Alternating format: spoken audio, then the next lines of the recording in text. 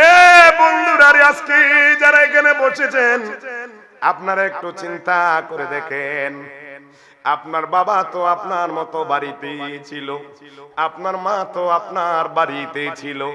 আজকে দেখেন না, বাবার জায়গা, বাবার কাপড়গুলো পরে আছে, বাবার আসবাবপত্রগুলো পরে আছে। মা ব্যবহার করেছেন যে কাপড়গুলো, মা কাপড়গুলো যেই জায়গায় রেখেছেন ওই জায়গার মধ্যে পড়ে আছে। মা যে পান দিয়ে পান খেতেন, পান বাটাটাও পড়ে আছে। মা যে গ্লাস দিয়ে পানি খেতেন, ওই পানির গ্লাসটাও পড়ে আছে। বাবা যে খাটের মধ্যে শুইতেন, আজকে দেখা যায় বাবার শূন্যতা বোঝা যায় রে বন্ধু।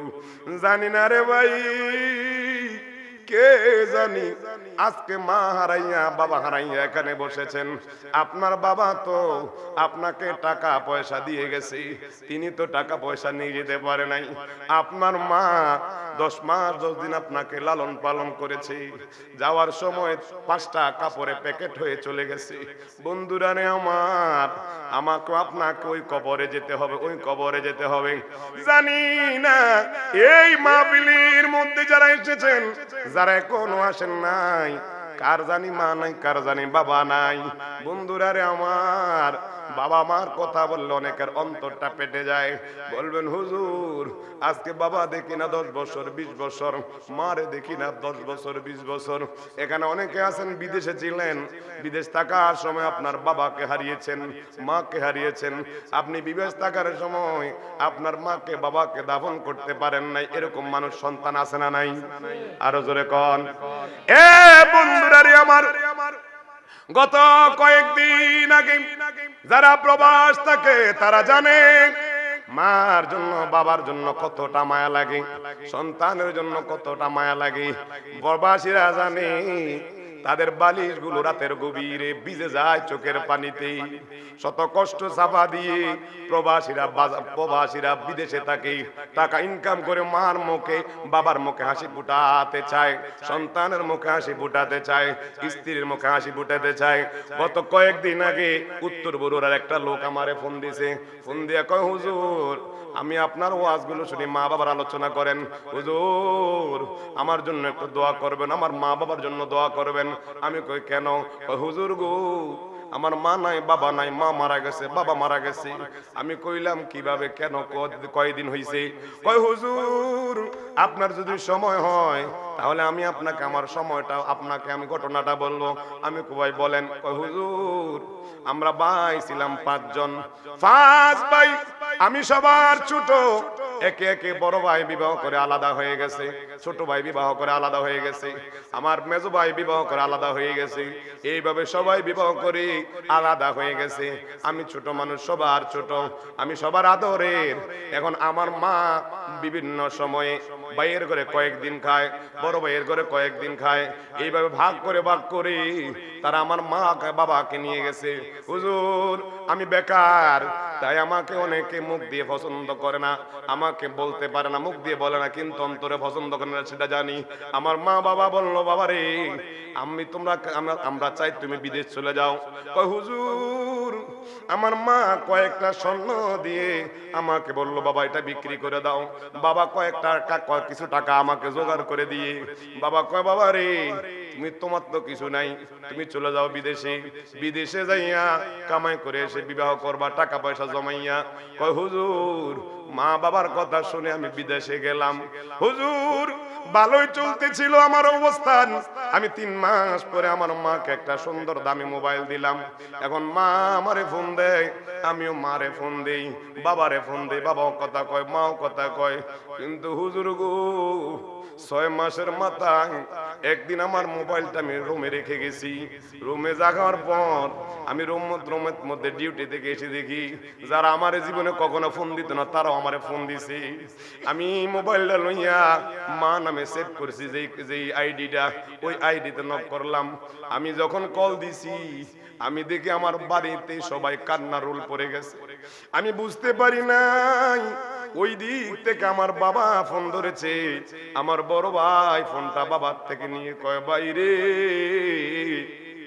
আর কারে মার করে মা বলে ডাক দিবি, আর কারে মা কইয়া তুই মোবাইলটা ফোন ধরে তুই হাসাহাসি করবি, আমরা মা তো জনমত্তর বিদায় নিয়ে চলে গেছে। হুজুর গো, যখনই ভাই বললো মা নাই, আমার মাথাটার মধ্যে যেমন আসমান ভেঙে পড়েছে, আমি হঠাৎ করে বেহুশ হয়ে গেলাম। হুজুর, কয়েকজন মিলে আমার মাথার মধ্যে পানি দিছে, হুঁশ হয়ে আমি বেবলার মতো ওই মোবাইলের দিকে তাকিয়ে আছি। এলাকার সবাই আসলো, আমার মারে দাফন করতেছে। হুজুর, সবাই কান্না করতেছে। আমার মনে হয় যেন আমার বাক শক্তি বন্ধ হয়ে গেছে। হুজুর গো, মা অনেক রাতে যখন আসতাম ঘরের মধ্যে, মারে ডাক দিতে দেরি মা দরজা খুলে দিত। অনেক সময় দমক দিয়া কইতাম, মা তুমি তো জানো আমি বাইরে খাবার খেয়ে আসি, তুমি তো জানো আমি গভীর রাতে আসি, কেন তুমি দরজার মধ্যে দাঁড়িয়ে থাকো, কেন আমার দরজাটা খুলে দাও। কয় পুত্রে, মা আজকে আসি দেখে বুঝিস না মার দাম কত, মার মূল্য কত। মায় যখন থাকতাম না, মার মূল্যটা বুঝবি তখন কেমন। কয় হুজুর, মা দেখি বাইরের দেখে খাবার নেই, নিজে কিছু খাইয়া আমার জন্য রাখতো, বাবাই কিছু খাবার খাইয়া আমার জন্য রাখতো। আমি প্রায় সময় মারে ধমক দিতাম, ও মা তোমরা আমার জন্য কেন খাবার রাখো, আমি তো বাহির থেকে খাবার খেয়ে আসি। কয় পুত্রে, এই যে আজকে তোর জন্য আমি খাবার রাখলাম, এমন একদিন আসবে তোকে কেউ খাইছস কিনা এটাও তোকে বলবে না। হুজুর গো, 6 মাসের মাথা মা হারাইয়া আমি কেমন যেন আলাবলা হয়ে গেলাম, ডিউটিতে যাই মন বসে না, বাবারে ফোন দেই, বাবাও কেমন জানি আমার সাথে কথা কয় না, চোখের পানি পড়ে। হুজুর, আমার মতো কপাল পোড়া সন্তান আর কেউ নাই। 1 বছরের মাথায় আবার একটা ফোন আসছে, ফোন আইসা কয় আজকে আমার বাবাটাও মারা গেছে। হুজুর, বছরের মাথায় আমার মা হারাইছি, আমার বাবা হারাইছি, আজকে হুজুর আমার টাকা হইছে, পয়সা হইছে, কিন্তু মারে তো দিতে পারি না, বাবারে তো দিতে পারি না। হুজুর গো, আমার মার জন্য একটু দোয়া করবেন, বাবার জন্য দোয়া করবেন। যখন মা বেঁচে ছিল মারে তেমন দাম দিতাম না, মূল্য দিতাম না, কিন্তু আজকে আমার মার কথা মনে পড়ে, আপনার ওয়াজটা শুনে আমার মার জন্য আর আমার মনটা মানলো না। হুজুর, প্রায় সময় যখন আমি ডিউটি থেকে রুমে আসি, এসে দেখি আমার যারা রুমমেট আছে তারা বাবার সাথে হাসি দিয়ে কথা কয়, মার সাথে হাসি দিয়ে কথা কয়। কয় হুজুর, যখন আমার মার কথা মনে পড়ে, তাদের মা বাবার সাথে কথা কয় দেখি, তখন আমার কলিজাটা ফেটে যায়। মাগো, তোমার মতনে না কেহ আমায় কোলে টানি, আদর করে মুছে না কেউ আমার চোখের পানি, হায়রে মা জননী আমার, হায়রে মা জননী। বাইরারি, এই জায়গার মধ্যে 3 দল মানুষ আছেন। এক দল আছেন আব্বা নাই, আর এক দল আছেন আম্মা নাই, আর এক দল কপাল পোড়া, এই পাগলের মাও নাই বাবাও নাই। যার মা বাবা নাই সে জানে জমিনে মা হারা ব্যথা কত কঠিন, বাবা হারা ব্যথা কত কঠিন। বন্ধুরারি, গত রমজানের মধ্যে অনেকের বাবা ছিল, মা ছিল, আজকে সামনে রমজান আসতেছে, অনেকেই দেখবে ইফতার করতেছে, ইফতারটা সামনে নিয়ে চোখের পানিগুলো top top top top top top করে পড়বে। আমার নবী কই, উম্মত কেউ যদি মার জন্য বাবার জন্য চোখের পানি ছেড়ে দিয়ে কান্দে, কার সুজুবাবে মাসি মাথা পরিমাণ হয় জানি না রে ভাই। এই বানিয়াচং কোন কবরস্থানে জানি মারে শুয়াইছেন, বাবারে শুয়াইছেন, আজকে মার কবরে বাবার কবরে জাহান্নামের আগুন দাউ দাউ কইরা জ্বলে, জানি না রে ভাই কোন মা বাবার কবরে জানি জাহান্নামের ওই সাপ বিচ্ছুগুলো দংশন করতেছি। আমার নবী কয় উম্মত, কেউ যদি মার জন্য বাবার জন্য চোখের পানি ফালাইয়া দোয়া করে কয় রব্বির হামহুমা কামা রব্বায়ানি সগীরা, কন্না রব্বির হামহুমা কামা রব্বায়ানি সগীরা। এই দোয়া করে আর চোখের পানি যদি মাসি মাথা পরিমাণ হয় জমিনে ফরার আগে আগে আমার আল্লাহ ডাক দিয়া ফেরেশতারে কয় ফেরেশতা যাও যাও ওই বাড়িয়াচং এলাকার মধ্যে দেখো না মার মায়ের অন্তরে লাগাইয়া বাবার মায়ের অন্তরে লাগাইয়া বাবা মায়ের আশেক ওই বাবার মার কথাটা মনে কইরা চোখের পানি ফালাইতে দেরি, তোমরা গিয়া ওই পানিটা মা বাবার কবরের মধ্যে ছিটাইয়া দাও। এ বন্ধুরারি, মা বাবার কবরে যখন আমার আপনার পানিটা নিয়ে কবরের মধ্যে ছিটাইয়া দিবি, তখন মা বাবা ডেকে কয় ফেরেশতা এটা কোন নদী সাগরের পানি রে? এতদিন তো জাহান্নামের আগুন জ্বলতে জ্বলতে কয়লা হয়ে গেলাম, কোন পানি তো আমাদের কবরের আযাব বন্ধ করতে পারে নাই। আজকে এক ফোঁটা পানি দিয়া তোমরা আমাদের কবরের জাহান্নামের আগুনটা নিভে গেলেছ। ফেরেশতা ডেকে কয় মায়া ওইছে দেখো না তোমার সন্তানরা তোমার মায়ের অন্তরে লাগাইয়া বাবার মায়ের অন্তরে লাগাইয়া চোখের পানি ফালাইয়া কাঁদতেছে, আর ওই কান্নার পানিটা চোখের পানিটা আমরা আল্লাহর হুকুমে তোমাদের কবরের মধ্যে ছিটাইয়া দিছি। আব্বা আম্মা শুইছে যারো আল্লাহ কবরে, আব্বা আম্মা শুইছে যারো আল্লাহ কবরে,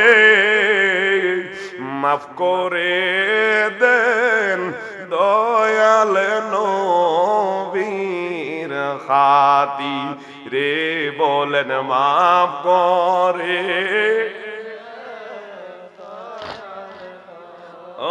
বীর খাত। কত কষ্ট করছে আম্মা সংসারে, কত কষ্ট করছে আব্বা সংসারে, আজকে বুঝি শুইয়া গয়াছেন কবরে, আজকে বুঝি শুইয়া গয়াছেন কবর, মরিয়া গিয়াছে আল্লাহ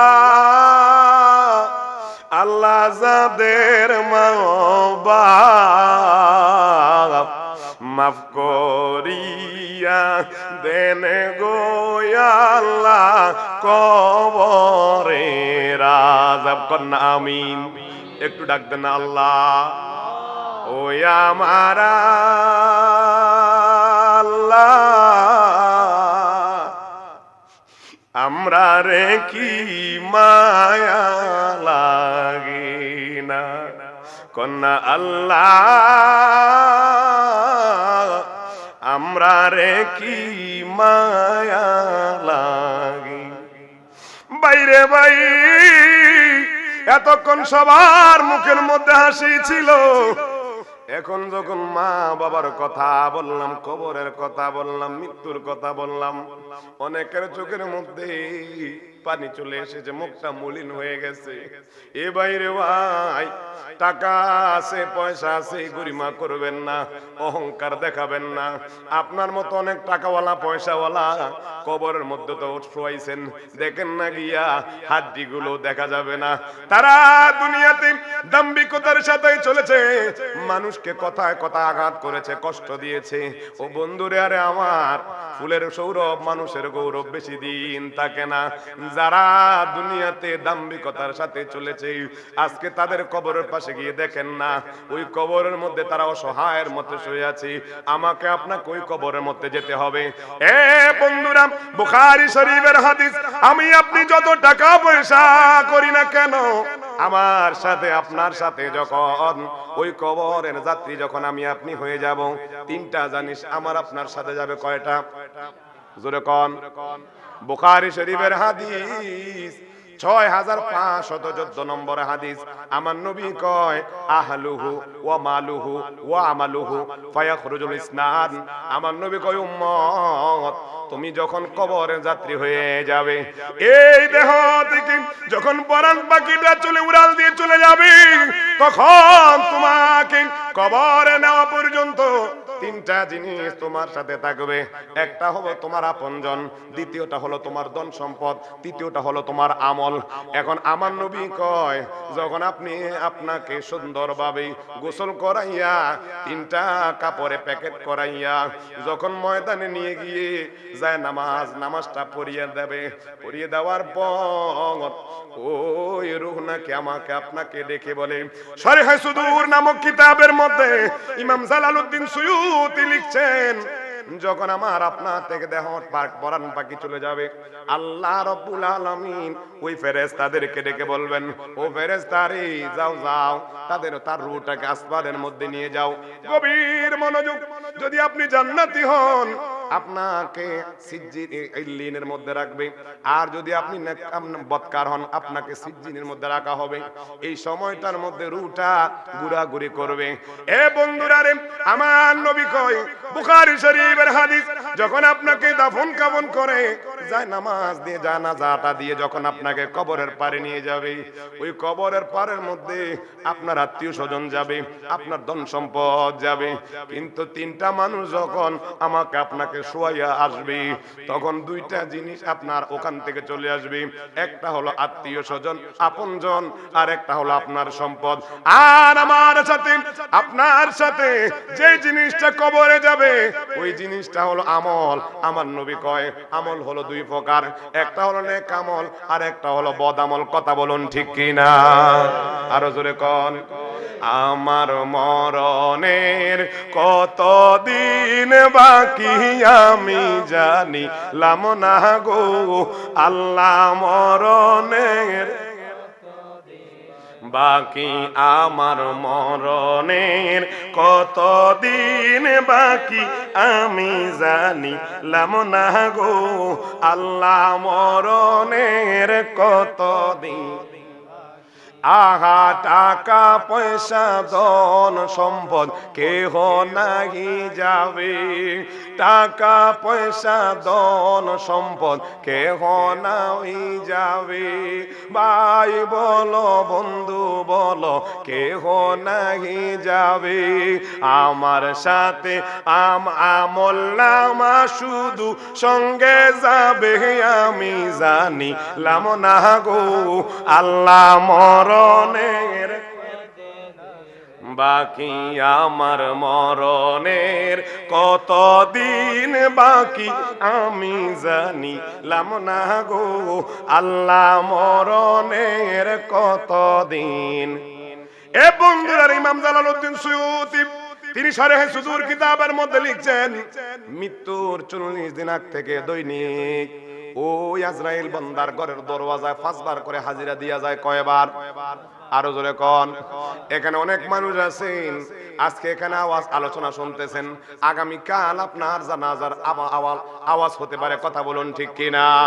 এই জন্য আমার নবী বলেন, আমল সঙ্গে যাবে, কিন্তু আমাদের আমল তো দুর্বল। নামাজ পড়ি না, রোজা রাখি না, হজ করি না, যাকাত দেই না, পরের হক নষ্ট করি, পরনিন্দাতে লিপ্ত থাকি। কথা কোন ঠিক কিনা? আসেনি? সুদের কারবার আসেনি? আর নাই মনে হয়? হায় হায়, প্রায় জায়গায় কয় হুজুর সুদের আলোচনা কইরেন না, কয়টা ক্যান্সারের মতো রোগ ধারণ করছে। ও বন্ধুরা রে, আল হক মুররুন, সত্য সব সময় তিতা হয়। আপনি সুদ খাইলেন, আমি সুদের আলোচনা করলাম না, এটা তো শোভা পায় না। তার কারণ হলো সুদের 70টা গুনাহ আছে। সর্বশেষ গুনাহ হলো আপন মায়ের সাথে জিনা করা। জোরে কোন নাউজুবিল্লাহ, আরো জোরে কোন। আরে একটা গুনার কথা বলি, আপনারা আপনাদের পায়ে হাত দিয়ে বলে যাই, যারা সুদের সাথে কারবার করছেন আপনার পায়ে হাত রেখে বলে যাই, আমি আবু নোমানিক রামুল্লাহ কানোয়ারি, আপনারা অনেক চিনেন না, মুকুন্দপুরের নূর মাওলানা সাহেবের আমি হলাম নাতি, আর আল্লামা ফজলুর রহমান সাহেবের জামাতা। এখন আমাকে অনেকে চিনেন, অনেকে চিনেন না। আমার নানা জান এমন কোন এলাকা বাদ নাই, যায় নাই। কথা কোন, আমি ওনার বড় মেয়ের সন্তান। এখন উনি তো বিভিন্ন জায়গার মধ্যে আলোচনা করত, যেখানে মসজিদ হওয়ার কথা নয় সেখানে মসজিদ হইতো, যেখানে মাদ্রাসা হওয়ার কথা নয় সেখানে আমার নানাজান মাদ্রাসা করত। এ বন্ধুরা রে আমার, এখন আমি যদি আপনাদের কাছে না বলি গুনাহ করতেছি আমরা বেশুমার, এই গুনার কারণে আপনি যখন আপনার কবরের মধ্যে যখন আপনি যাবেন, সন্তান আপনাকে চিনবে না, ভাই আপনাকে চিনবে না, বাবা আপনাকে চিনবে না। কার জন্য এই টাকাগুলো আপনি সুদের মধ্যে লাগাইয়া ওই গুনাহগুলোকে বাড়ি করতেছেন? বন্ধু, এ বন্ধুরা রে আমার, যারা সুদের সাথে জড়িত আছেন, আমার নবী কয় যারা সুদের টাকা খায়, দৈনিক যেন তারা যা খায় তারা যেন শুয়োরের গোশত দিয়ে তারা খাবার খায়। জোরে কোন নাউজুবিল্লাহ, আরো জোরে। আচ্ছা কোন তো, এরপরে আর কোনো ওয়াজ লাগেনি? জোরে কোন। অনেকেই কয় হুজুর সুদের আলোচনা করেন। আরে বাবারে, যারা সুদ খায় তারা বেশি জানে হুজুরের ওয়াজ থেকে। হুজুর জানে কিন্তু মানে না। আগেরকার মানুষ জানতো কম, মানতো বেশি। এখনকার সময়ে জানে বেশি, মানে কম। হ্যাঁ, ফেতনা ছড়ায় খালি খালি এলাকায় এলাকায়, আছে না নাই? আসেনি?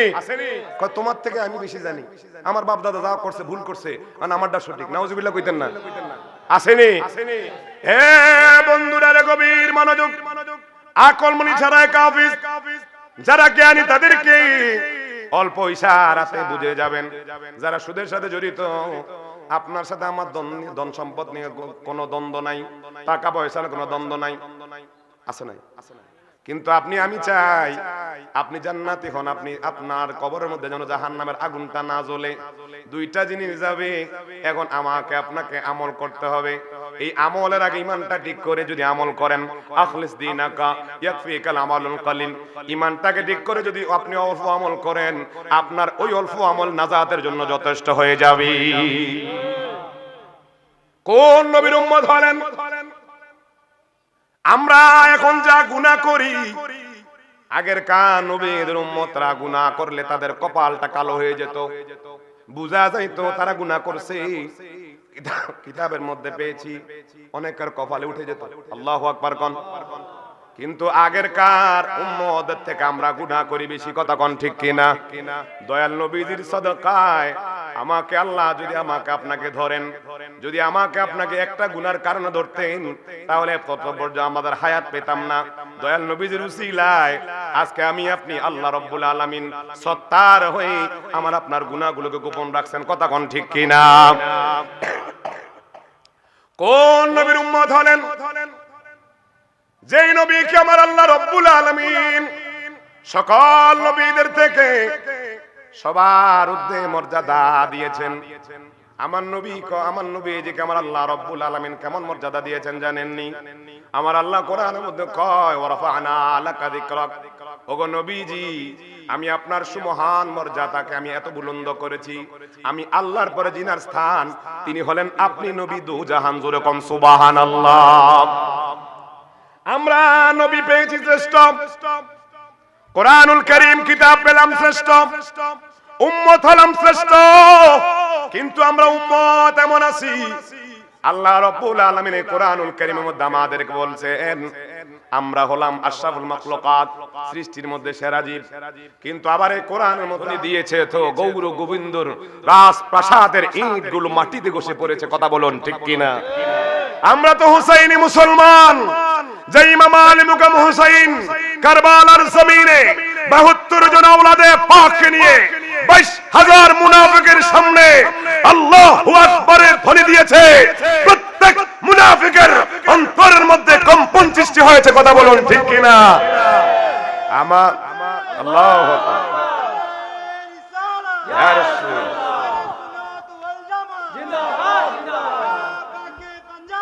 জিন্দাবাদ। সকলে বলুন মারহাবা। আমরা এজিদি মুসলমান নয়, আমরা হোসাইনি মুসলমান। কথা বলুন ঠিক কিনা? আমাদের আওয়াজ, যদিও আমরা মানুষ কম, আওয়াজ আসতে হবে না জোরে হবে? আরো জোরে বলেন নারে তাকবীর, নারে রিসালাত, আহলে সুন্নাত ওয়াল জামাত সুন্নি মহাসম্মেলন। সকলে কোন মারহাবা। শয়তান পালিয়ে যাক আমরা চাই, আমিন কোন। তবে এখানে আপনারা যারা এসেছেন, যারা আসেন নাই তাদের আশা এবং যারা আসেন নাই তাদের সাথে আপনাদের সাথে আকাশ পাতাল ব্যবধান আছে। সুবহানাল্লাহ বলেন। আমি একটা হাদিস দিয়ে যারা এখানে এসেছেন তাদের জন্য আল্লাহ সুবহানাহু ওয়া তাআলা আমার নবীজির হাদিসে মুবারাকার মাধ্যমে আমাকে আপনাকে সুসংবাদ দিচ্ছেন দুইটা। জোরে কোন কয়টা?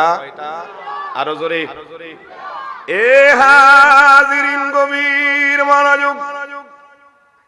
আজকে যারা এই বানিয়াচং মধ্যম পাড়া যুব সমাজের উদ্যোগে আয়োজিত এই মাহফিলের মধ্যে বসেছেন, আপনারা যারা এসেছেন তারা ভাগ্যবান।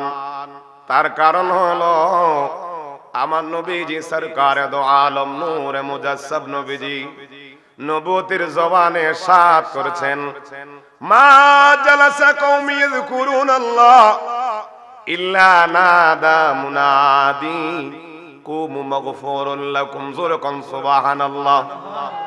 মুজামুল কবির লিতাবরানি 1556 নম্বর হাদিসের মধ্যে ইরশাদ করেছেন, এ জগৎবাসীরা রে, যারা দুনিয়ার মধ্যে মাহফিলে বসে যাইবা, যারা জিকিরের মজলিসে বসেছো, আল্লাহ রাব্বুল আলামিন আসমান থেকে স্পেশাল কিছু ফেরেশতা আজকে এই বানিয়াচং মধ্যম পাড়া এই মাহফিলের চতুর্পাশে এসে আল্লাহ রাব্বুল আলামিন অসংখ্য ফেরেশতাদেরকে আল্লাহ দাঁড় করিয়ে রেখেছেন। আরো জোরে কোন সুবহানাল্লাহ। এ বন্ধুরা রে, ফেরেশতা আছে দেখি না, আমার নবী কয় উম্মত যারা এই মাহফিলের মধ্যে এসেছেন, আপনারা বলেন আমরা আদম সন্তান, আমাদের গুনাহ আছে না নাই? জোরে কোন, কম না বেশি? হায় হায়, আল্লাহ রাব্বুল আলামিন আমাকে আপনাকে পাহারা দেওয়ার জন্য দুইটা ফেরেশতা, ডান এবং বাম কাঁধে দুইজন পাহারাদার আমাকে আপনাকে বসায় রাখছে। আজকে যেমন আমার সামনে ক্যামেরাম্যান রয়েছে, ভিডিও ম্যান রয়েছে, ঠিক এইরকম ভাবে আল্লাহ রাব্বুল আলামিন আমার আপনার কাঁধের মধ্যে দুইজন ফেরেশতা নিযুক্ত করেছেন। ওই ফেরেশতারা আপনি চাই ভালো কাজ করেন, ভালোটা লিপিবদ্ধ করে, আপনি চাই খারাপ কাজ করেন, ওই খারাপ কাজটাও লিপিবদ্ধ করে। এখন দেখা যায় আমরা ঘুম থেকে উঠে নিজের টাকা খরচ করে দোকানে এসে চা নাস্তা করি, শুরুতেই আমরা দোকানে পাটে নিতে নিজের টাকা খরচ করে পরনিন্দা পরের সমালোচনা আমরা করতে লিপ্ত হয়ে যাই। কথা বলুন ঠিক কিনা? এ বন্ধুরা রে, আমাদের গুনাহ বেশুমার। আমার নবী কয় উম্মত যারা এই মাহফিলের মধ্যে বসেছো, আমার নবী কয় এই মাহফিলের মধ্যে আসার কারণে ওই আসমানের ফেরেশতারা আমাকে আপনাকে সুসংবাদ দিচ্ছেন, এ আল্লাহর বান্দারা, শেষ নবীর উম্মতেরা শুনে নাও, তোমরা যারা এই মাহফিলে আসছো বসছো, আল্লাহ চাহেন তো কুমু মাগফুরুল লাকুম, তোমাদের জীবনের গুনাহগুলোকে আল্লাহ এই মাহফিলে আসার সাদকায় জীবনের গুনাহগুলো আল্লাহ মাফ করে দিবি। আল্লাহু আকবার। কয়টা পুরস্কার? একটা পাইলাম। কয়টা? আরেকটা আছে, শুনবেন নি? আমার নবীজি বলেন, যারা এই মাহফিল শেষ করে এই জিকিরের মাহফিলটা শেষ করে বাড়িতে যাবে। বাড়িতে যাওয়ার আগে ওই ফেরেশতা আমাদেরকে পিছনে ডাকতে থাকবে, এই আল্লাহর বান্দারা যারা এতক্ষণ পর্যন্ত এই মাহফিলে বসে বসে আল্লাহ পাকের জিকির করেছো, নবীর উপরে দুরূদ সালাম পড়েছো, তোমরা জানোনি আল্লাহ আসার কারণে তোমাদের গুনাহগুলো আল্লাহ যেভাবে মাফ করে দিছেন, ওই গুনাহগুলোকে তোমরা শেষ পর্যন্ত থাকার কারণে আল্লাহ ওই গুনাহগুলোকে অবুদ্দিলা সাইয়্যাতুকুম হাসানাত, উম্মত ওই গুনাহগুলোকে আল্লাহ নেকি দ্বারা পরিবর্তন করে দিবেন। রহিম রহমান নাম তোমার আল্লাহ, আল্লাহ একটু মায়ের সুরে ডাকবেন না, রহিম রহমান নাম তোমার ও আল্লাহ, সামিউম বাসির নাম তোমার আল্লাহ, আল্লাহ আল্লাহ বলেন সামিউম বাসির নাম তোমার, জলিল জাবার নাম তোমার আল্লাহ, আল্লাহ আল্লাহ জলিল জাবার নাম, মারহাবা আল্লাহ আল্লাহ আল্লাহ। এ বন্ধুরা রে, এই মাহফিলে যারা এসেছেন আমরা তো আল্লাহর পক্ষ থেকে 2টা পুরস্কার পেলাম। আপনারা বলেন এই মাহফিল হওয়াতে আপনারা খুশি না বেজার? আরো জোরে। আপনারা যেমন খুশি তার চেয়ে বেশি খুশি হলো আপনার কারো মা নাই, কারো বাবা নাই, কারো দাদা নাই, কারো দাদি নাই, তার অন্ধকার কবরে, ওই কবরের মধ্যে কেউ 10 বছর আগে, কেউ 20 বছর আগে, কেউ 30 বছর আগে মাকে শোয়াইছেন, বাবাকে শোয়াই আসছেন, ওই কবরের মধ্যে সাথী নাই, বাতি নাই। বন্ধুরে, আজকে এই মাহফিল হওয়াতে তারা খুশি হয়েছে কেন জানেননি? আমার নবী কয়, উম্মত যে জায়গার মধ্যে জিকিরের মাহফিল সাজানো হয়, ওই জায়গার মধ্যে ওই এলাকার যত কবরবাসী আছে সকল কবরবাসীরা এসে আমাদেরকে বেষ্টনী দিয়ে দাঁড়িয়ে যায়। আরো জোরে কোন, আমনগো দেশে কবর আছে নি? ডানে বামে কবর আছে না নাই? বন্ধুরা, তারা যেভাবে কবরে গিয়েছি, আমাকে আপনাকে কবরে যেতে হবে, কথা বলুন ঠিক কিনা? কিন্তু আমরা আল্লাহর বান্দা, নবীর উম্মত হলাম, আমরা এখন অনেকেই কবরের চিন্তা করি না।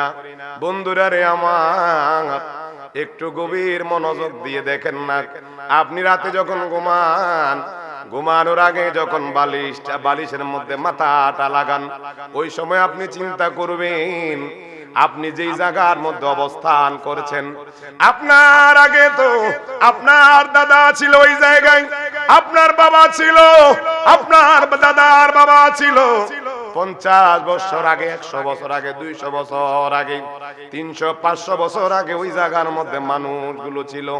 আপনি যখন মারা যাবেন, আপনি মারা যাওয়ার পর ওই জায়গাটা জায়গার জায়গায় থাকবে, আপনি থাকবেন না। আপনার দাদা যখন ওই জায়গার মধ্যে ছিল, ওই জায়গাতে আপনার দাদা সোনের ঘর তুলেছে, কতক্ষণ ঠিক কিনা?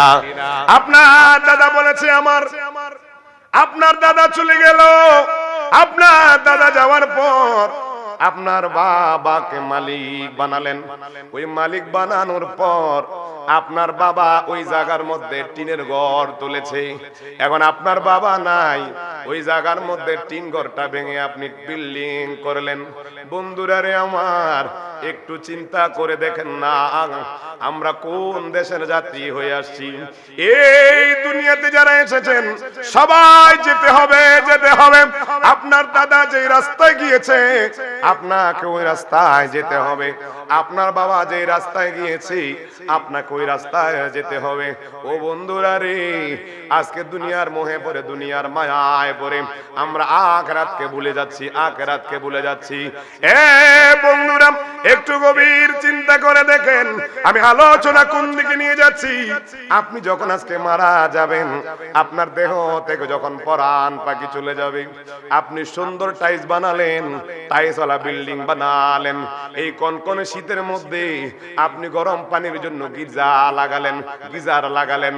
আপনি যখন প্রখর রোদ হয়, ওই রোদের মধ্যে আপনি বাড়িতে আরামের জন্য আপনি এসি লাগালেন, কিন্তু আপনার বাবাটা, আপনার মাটা দেখেন না ওই কবরের মধ্যে শুয়ে আছে, 3.5 হাত মাটি। আজকে দেখেন না আমি সুন্দর জামা পরেছি, আমার হাফেজ সাহেব সুন্দর জামা পরেছেন, আপনারও সুন্দর জামা কাপড় পরে এসেছেন। এ বন্ধুরা রে, যখন আপনার দেহ থেকে পরাণ পাখিটা চলে যাবে, সবাই দামি দামি পোশাকগুলো কেটে রেখে দিয়ে আমাকে আপনাকে 3টা কাপড়ের মধ্যে মুড়িয়ে 3টা কাপড়ের প্যাকেট করে আমাকে আপনাকে কবরের মধ্যে দিয়ে আসবে। আজকে দেখা যায় সুদের কারবারে আমরা ব্যস্ত হয়ে আছি, আজকে দেখা যায় হারাম নিয়ে ব্যস্ত আছি, আজকে দেখা যায় পরনিন্দা নিয়ে ব্যস্ত আছি, আমরা গুনার কাজে ব্যস্ত আছি। বন্ধুরা রে আমার, একটু গভীর চিন্তা করে দেখেন, যখন আপনার দেহ থেকে পরাণ পাখি চলে যাবে, আপনার সন্তান বলবে লাশ, আপনার স্ত্রী বলবে লাশ, আপনার ভাই বলবে লাশ, আপনার বাবা বলবে লাশ।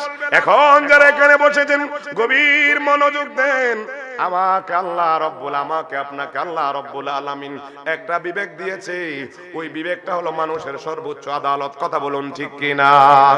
আমি চলে যাব, আমায় তোমরা ভুইলা যাও না, আমি চলে যাব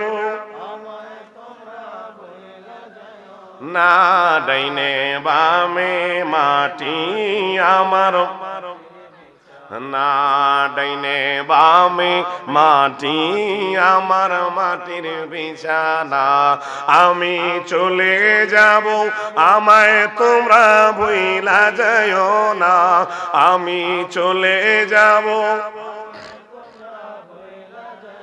না, ডাইনে বামে মাটি আমার, মাটির, না ডাইনে বামে মাটি আমার।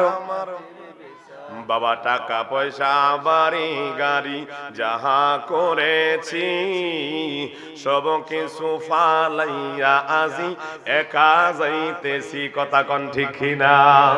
টাকা পয়সা বাড়ি গাড়ি যাহা করেছি, সব কিছু ফালাইয়া আজি একা যাইতেছি।